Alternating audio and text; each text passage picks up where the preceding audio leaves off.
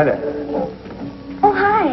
Your daddy was detained inside. He asked me to get you this. Mr. Bullock, the doll he had, it was broken. Don't you want your dolly? Yes, but... But what? I'm not supposed to play the game with anyone but my father. Well, what game is that? It's a secret. Maybe I can guess. Are you sure you have the right party? Yes, I'm sure. Is it a trading game? Who are you anyway? Oh, what do you give your daddy for the doll? A kiss, a little package? Yes, but... Just a minute. But what, honey? We don't trade till we get home. Well, I think we ought to trade now.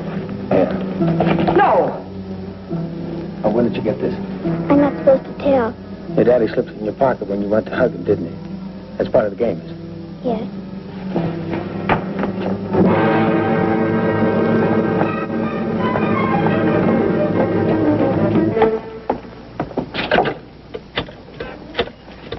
This is Charlie.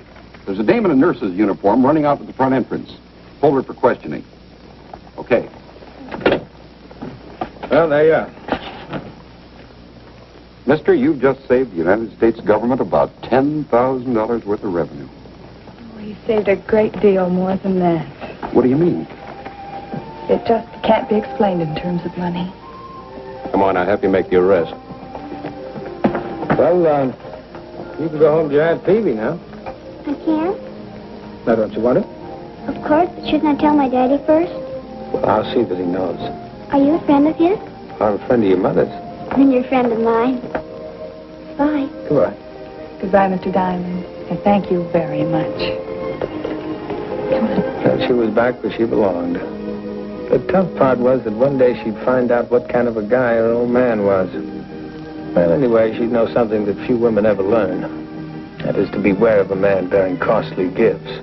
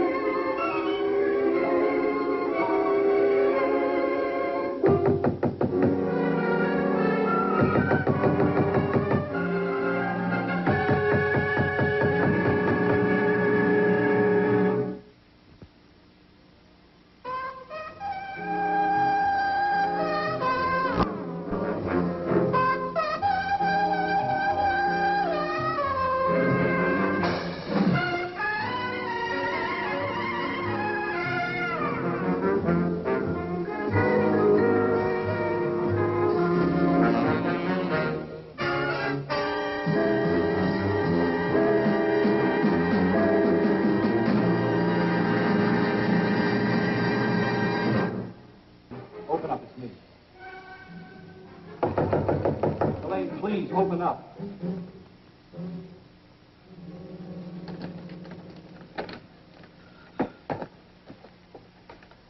Darling. Darling, it's you. Honey, why did you run away? Why, Elaine? Won't you tell me why? Glenn, please take me with you tomorrow. I can't, honey. Please. Honey, please. We've been through this. I'm going to Miami for just a day. I'm going to be tied up in conference every minute of the time. It won't be any fun for you. Look, you'll be much better off here. You still haven't told me why you ran from me in the street. nothing. We were walking along, and you took off like a greyhound.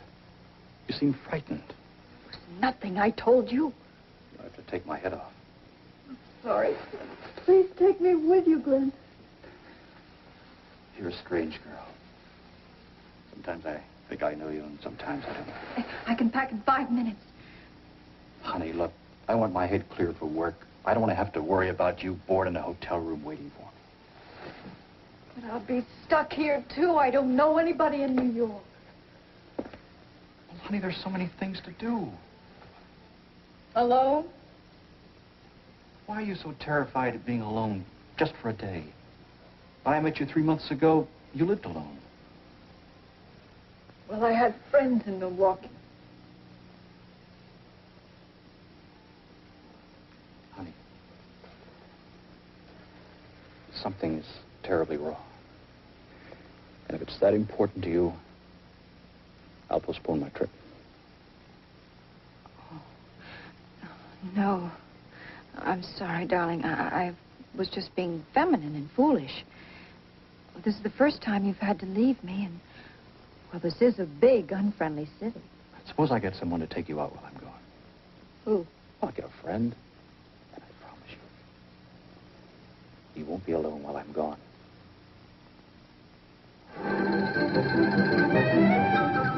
As any tourist guide will proudly tell you, New York has the tallest buildings, the swankiest offices in the world. Well, naturally, they're not talking about my office. But then I have my own wash basin, and I get the same brand of water they serve in the Waldorf. My business, you gotta keep down the overhead. That's why I have no carpet, no waiting room, and no secretary. Debated whether it wouldn't sound more impressive if I let the girl at the phone service get it. Then she never answered before the 4th ring, and it was much too early in the morning to listen to the jangling of a phone bell. Hello? Yeah, it's Richard Dam. What can I do for you? Well, Mr. Carpenter, I'm pretty busy right now. No, I think I can squeeze you in. Yeah, come right on over. Yeah, talk about weird assignments. Now, this guy Carpenter walks into my office and says, take my wife out tonight. Now, this job looked like a ball. The one thing that was really strange, he asked me to pose as a friend. Who might argue with $100 a day in expenses? Well, what do you think about nightlife? Oh, it's very interesting. There's only one city for me, and this is it. You know what they say, don't you? Every place outside of New York looks like Connecticut. I'm doing all the talking. I'm beginning to hear my own echo. Oh, I'm sorry, Mr. Diamond. I don't talk much. I'm not good company. I'm not complaining. Are you in advertising, too? No, I'm what you might call a counselor in social relations. Well, how long have you known Glenn? Since the war. You're originally from Milwaukee, aren't you? No. That's where you met Glenn, wasn't it? Sort of a whirlwind romance? I'd like to dance. My pleasure.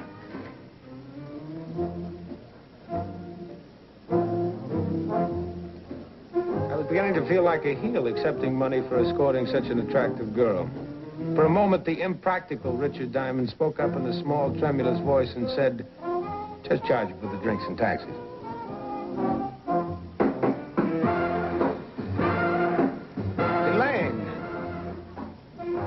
Elaine!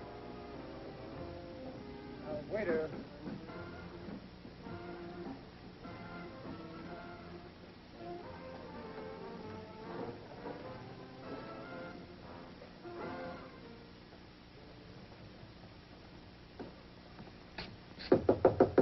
Elaine, this is Diamond. Oh, I'm all right. Really, I had a wonderful evening. Well, now, I promised Glenn I'd look after you. Oh, but you have. It's just that, it's getting late and I'm tired. Now, look, I'll only stay a few minutes, I promise. Scout's on, huh?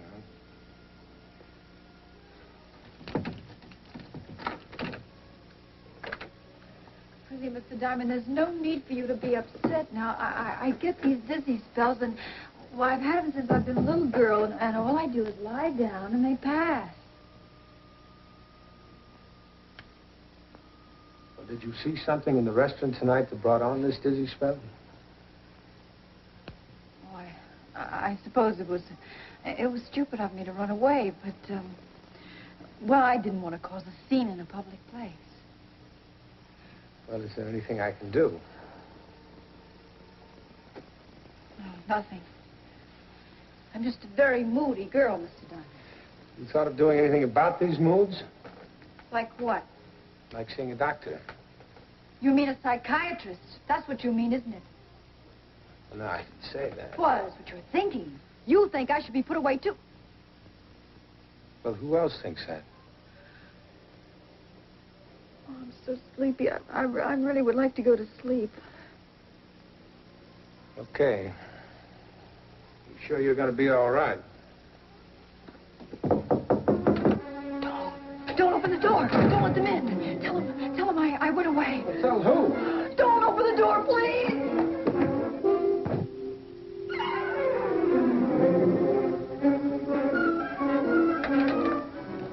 May we come in? Make yourself at home. No. You better leave her alone. When Elaine is like that, it's better to wait. Oh, Elaine is a very sick girl. That's why we are here, Mr. Carpenter. Well, I'm not Mr. Carpenter. Mr. Carpenter's out of town on business. My name is Diamond. I'm a friend of the family. Oh, well, then, perhaps that's even better. One can speak more openly to a friend about such matters. I'm Dr. Tesla. This is my assistant, Dr. Forrest. We operate the Oak Lane Rest Home just outside Chicago. Elaine was our patient until 3 months ago. She disappeared one night. Well, what was she there for? About a year ago, she had a mental breakdown. It was brought on by the tragic death of her parents. They were killed in a plane crash. You see there? Oh, and we have been searching everywhere for her. And then we find out that she has married, and we finally traced her to New York. So you followed us tonight? We wanted to be sure it was Elaine. Well, it was. She saw you, and then she... And she ran like a frightened child. Mental patients are like that. Sometimes they develop great hostility toward the people who are trying to help them. Yeah, well, now, Doctor, she seemed perfectly normal to me until she ran. Well, that's common with patients of her type. They are lucid for days, months, and then they relapse into depression, melancholia, or completely irrational behavior. Well, do you think you can cure her? Oh, in a year or two, perhaps. Her husband, I suppose he doesn't know anything about her past. Has he mentioned anything to you? No. No, he hasn't. Well, he will have to be told. Unfortunately, this marriage is invalid. Elaine is not a mentally responsible person. You will help us. Well, how? Well, Elaine must be returned to the rest home at once. What do you mean, now? Tonight? She shouldn't be left alone. People in her condition can do harm to themselves. She needs professional attention. Well, I understand, Doctor, but I'm afraid you'll have to wait for Mr. Carpenter to come back from Florida. Well, surely he would want her to have the best treatment. Oh, I'm only asking for the sake of the girl. We know how sick she is. Well, Mr. Carpenter will have to decide that. We have the authority to take her back. You'll have to wait for her husband. It may be dangerous to wait. And so? Come, Emil. We have warned you, Mr. Diamond. It is your responsibility.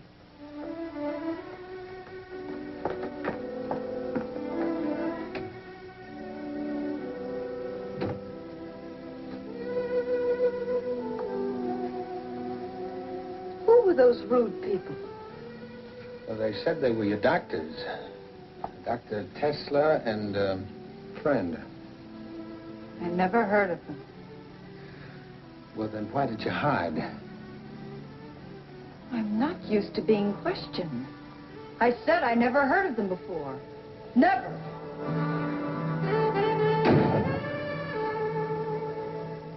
I decided to call Carpenter, tell him what Tesla had said, and hang around until he came home.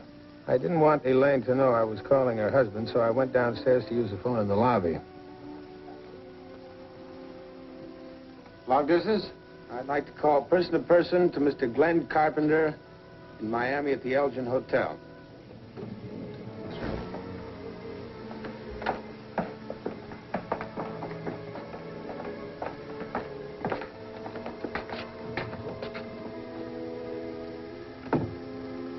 She has locked herself in. Have you the pass key? Well, yes, ma'am, but I just can't We give... are Mrs. Carpenter's doctor. She is very ill. She might do violence to herself. Do you want to be held responsible? Well, no, ma'am, but I just can't give... Perhaps this will help you decide. You're the doctors.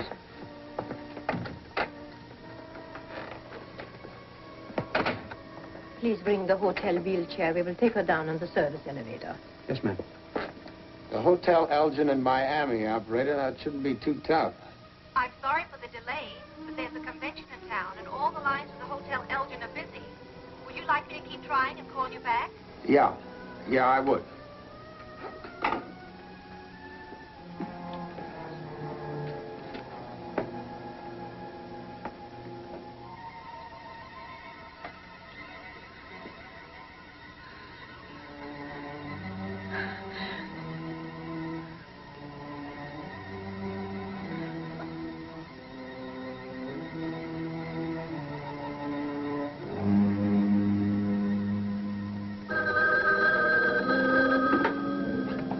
Hello?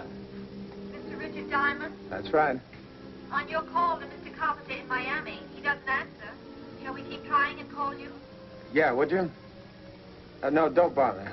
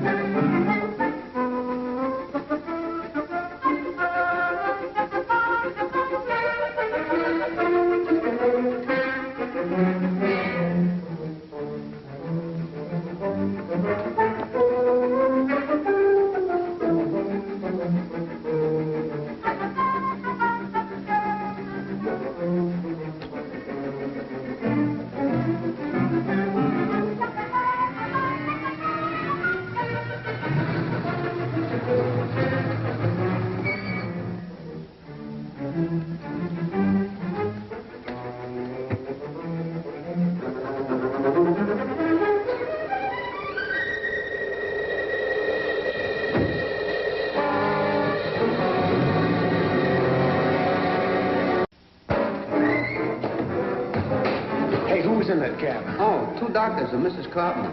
Boy, she was out like a light. Yeah, well, where are they going? LaGuardia Airport, I guess. They said something about Chicago. Hey, LaGuardia, huh?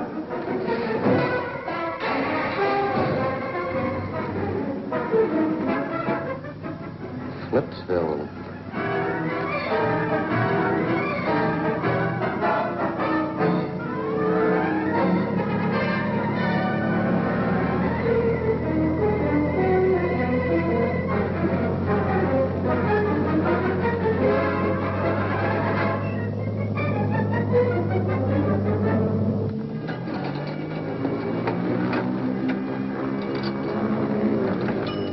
Well, I knew they were headed for Chicago. What I didn't know was whether there really was an Oak Lane rest home.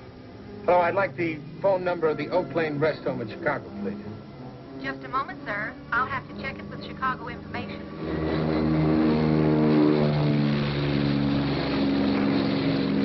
Hello, sir. The number is Whitehall 48598. Would you like me to place the call now? No, thanks, operator. Gotta catch a plane. Bye. By the time you read a magazine and you've managed to get the pretty stewardess's telephone number, they lower the flaps and the plane is banking off Lake Michigan headed for Cicero and 63rd Street. Chicago's a big town, but Dr. Tesla had given me her card, the Oak Lane Rest Home. And since I had no other lead, I decided to check it out. Wait for me.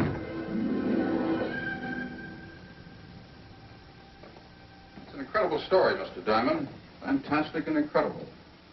It's true Elaine Woodard has been a patient here for over a year, but all that time she hasn't been out of her room except for therapy. As for her getting married and moving to New York, that's absurd. I'm afraid you've been the victim of a hoax, Mr. Diamond. Well, the idea had crossed my mind, Dr. Norton. You say the names Tesla and Force mean nothing to you at all? Absolutely nothing. But Elaine's parents were killed in the plane crash, and she did suffer a nervous breakdown. That's the only part of the story that is true. Oh, here we are.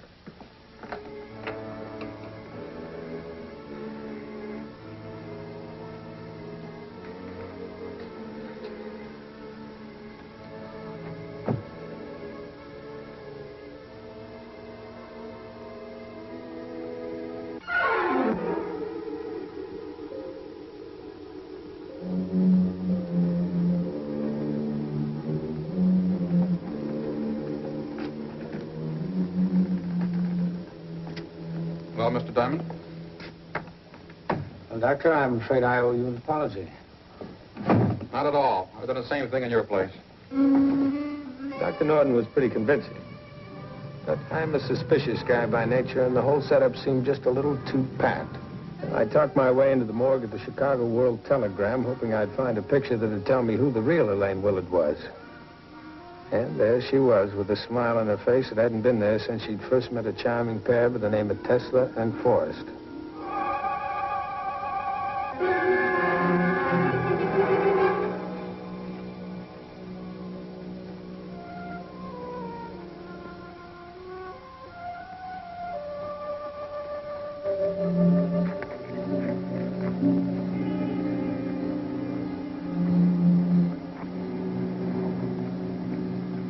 A smart guy would have gone back to New York, told the whole sad story to the girl's husband, and left him carrying the ball.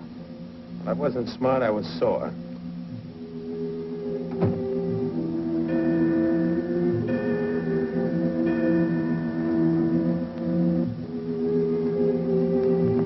That newspaper picture had me convinced. The real Elaine Willard had to be somewhere in the rest home. Otherwise, why'd they try the business with the phony Elaine? I knew she was there. I just knew it. And Diamond is never wrong. Well, hardly ever.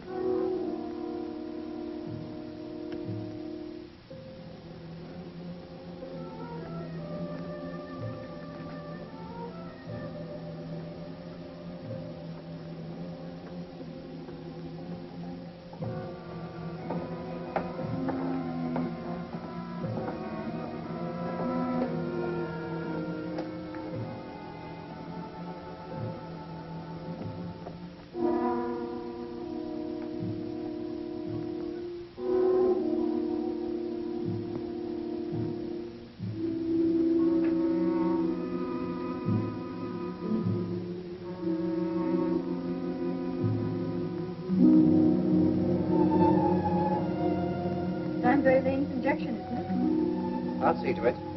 Is there anyone else? No, that's the lot.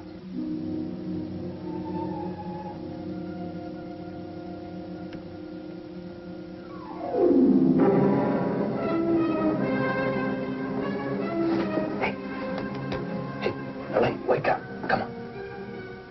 Well, you better give it to her. The other one will be wearing off. Very well, very well. Elaine, wake up. Come on. Time. Come on. Come on, get out of here. Come on.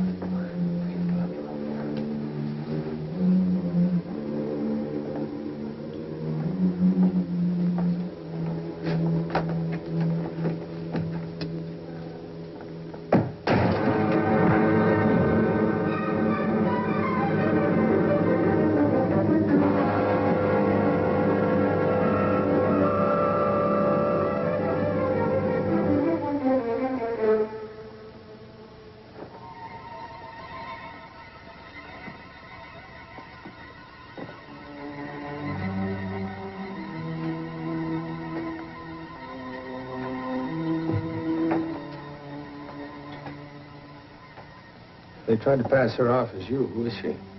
Another patient. She's been like that as long as I've been here.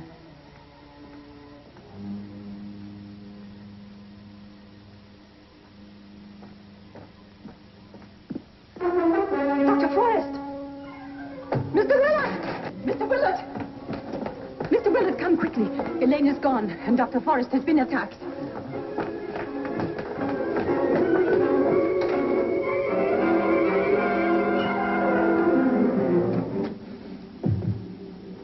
Willard. I thought his name was Dr. Norton. It's John Willard's my uncle. What's he doing here? Well, give me one guess. He's the executor of your parents' estate, right? Now, listen to me. This is important. Can you make it alone for a few minutes? I guess so. There's a phone across the hall. You go over there and phone the police. You understand? I'm going to pay our neighbors a visit. Come on.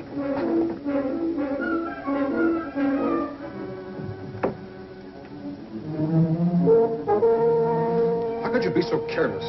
If you wanted hoodlums, why didn't you hire them? I didn't see anything till the door opened. Oh, be quiet. I pay you enough to handle things properly. Well, now you won't have to pay any more, Mr. Willard. Is this your usual practice to slug doctors while they work? Oh, come on, Willard, I'm way ahead of you. Now, Mr. Diamond, this is a family matter, private. So I gathered. But what were you going to do, keep Elaine here until she really got sick? Then you'd commit her for life, and as her guardian, you'd live off the fat of the estate, huh? I don't know anything about an estate. He hired us to take care of Elaine. We run a respectable place. We are licensed. For kidnapping? He brought her. She was sick. I bet. That's right, Mr. Diamond. I was sick. I did have a nervous breakdown after my parents' death, but I recovered. And now I see that you're still trying to convince me that I'm sick. The only thing the matter with me is that I'm tired. Well, that's all right, honey. You'll get a rest. You just stick with me. And this group, they're going to get a long rest, too. And another kind of rest, though. Now, stop worrying. He's going to be here in a minute. Oh, you don't know how glad I am it's over. This past year has been like a bad dream. You'll have to go to Chicago and testify against those three when the trial comes up. You know, I think you ought to tell Glenn all about it.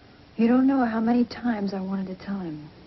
And I know it's foolish to be ashamed, but I just couldn't bring myself to tell him I'd had a nervous breakdown. I was afraid I'd lose him. Glenn! Well, honey. Whoa, I've only been away 24 hours. Hi. Welcome home. You two have fun? It was very interesting. By the way, here's my bill. Well, that's all right. She knows all about me. Plane fare to Chicago. Return trip for two. Hey, what is this, a gag? No, it isn't a gag, darling. Now, I'll tell you all about it later. So long, friend. And, anytime you want to leave her in my care, it'd be a pleasure. See ya.